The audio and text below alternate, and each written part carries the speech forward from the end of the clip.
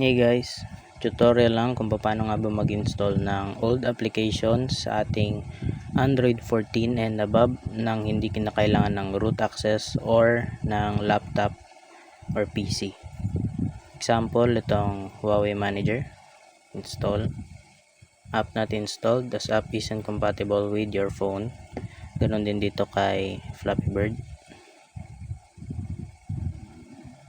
Ang gamit ko pong cellphone or Android version ay Android 15. Yan.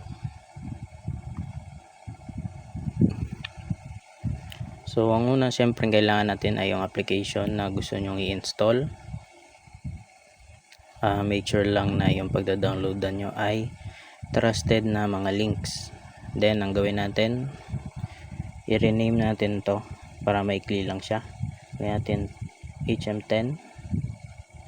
Ganon din dito sa isa para mas mabilis. FB. Okay. Once na na-rename na natin, ang sunod na kailangan nyo ay itong LADB Connect.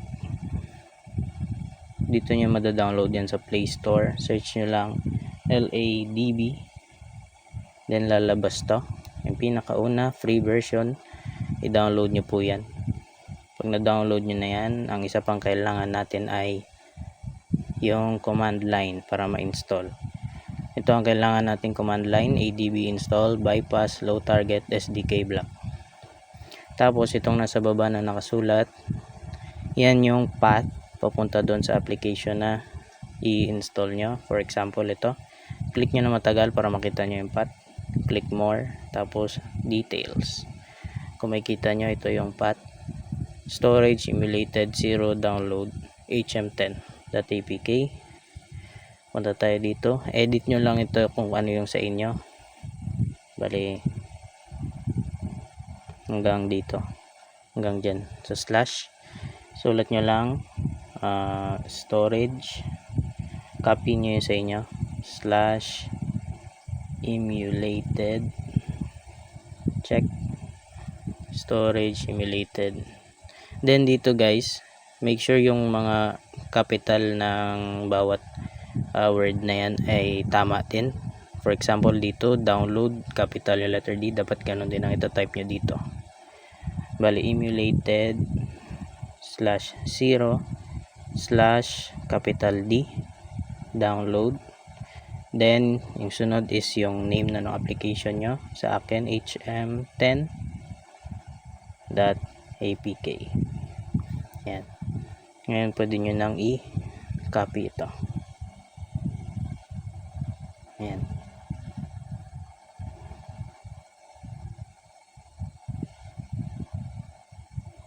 Ngayon, para mapagana yung LADB Connect, kailangan pumunta tayo sa settings at i-on natin yung developer options. Pag di nyo nakita yung developer options dito or kahit saan, ibig sabihin di pa naka-enable. Para ma-enable yan, hanapin nyo yung build number. Click nyo lang ng mga 7 times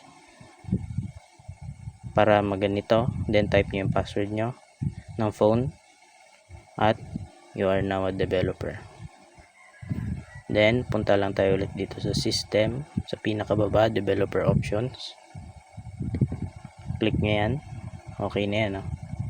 Ngayon, pwede natin buksan itong LADB Connect. So unang pag-open nyo nito, ganyan yung lalabas. Kailangan nating i-enable lahat ng mga nandito. Enable natin floating window, allow, tapos enable wireless debugging. Enable din natin yan. Hanapin natin yan dito. Make sure na naka-on itong USB debugging at itong wireless debugging. On natin yan. Pag lumabas to, click nyo lang yung always allow, then allow. Tapos scroll down, hanapin nyo din po yung allow screen overlays on settings. Then back na natin. Click nyo na yung connect. Kung makikita nyo, may window na lumabas dito. At nag-direct tayo ulit sa developer options. Punta kayo ngayon dito sa wireless debugging. Dito nyo pindutin para umopen to. Then click natin yung pair device with pairing code. Yan. Kung mapapansin nyo, nag-scan na kaagad yung dito sa baba. Click na lang natin tong sa taas at i-type natin tong Wi-Fi pairing code 393917. Then click pair.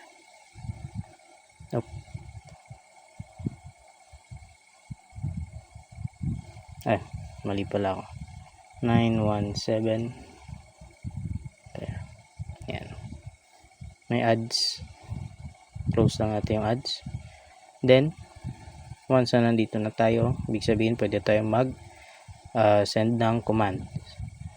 Yung command na gagamitin natin syempre is yung ginawa natin kanina, copy.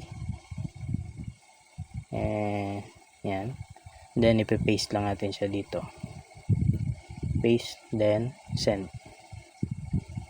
Kung makikita nyo, nakasulat dyan, success. Ibig sabihin na install na. Check natin.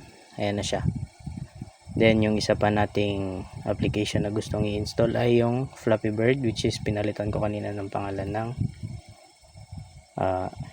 FB. Bali, copy ulit natin yan. Tama ba yun? Check lang natin. Ayan, FB nga. Then paste natin dito.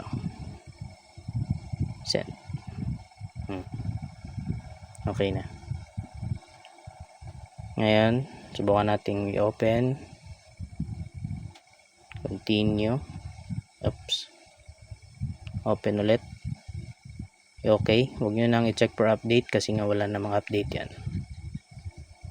Okay na yan siya. Then, yung Flappy Bird. Continue. Okay. Okay nyo lang.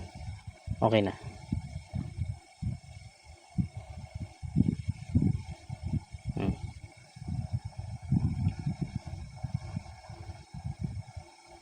Once na nagawa nyo na yun, pwede nyo na exit yan.